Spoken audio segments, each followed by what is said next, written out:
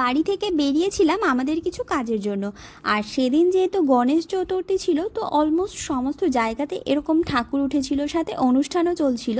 But উইকডেজের কারণে আমরা আলাদা করে আর ঠাকুর দেখতে বেরোতে পারিনি। আর সাথে সমস্ত রাস্তাও কিন্তু এরকমভাবে সুন্দর করে লাইটিং সাজানো হয়েছিল, যার ক্লিপ নেওয়াটাও সেভাবে পসিবল হয়ে ওঠেনি। তাই আমরা সোজা চলে আসি বাজার কলকাতাতে। আর এখানে আসার একটাই কারণ, সেটা হচ্ছে আমার ননদের খুব মিষ্টি একটা ছেলে মেয়ে রয়েছে। আর সেই মেয়ে বলেছে যে তার একটা সিন্ড্রেলা ড্রেস চাই। তো সেটা আমি এখন খুঁজছি যে সিন্ড্রেলা ড্রেস এখন কোথায় পাওয়া যায়। বাট আমার সেভাবে খুব বেশি পছন্দ হয়নি।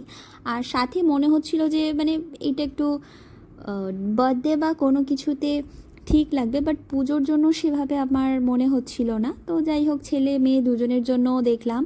তো দেখার পর মনে হলো যে না, নিজেদের জন্য কিছু একটা দেখি। সেই যখন এসেই গেছি, তো মেন সেকশন ওমেন সেকশন সবগুলো ঘুরে ফিরে কোনো কিছুই পছন্দ হলো না। লাস্ট অবধি মনের দুঃখে বাড়ি চলে এসে ডিনার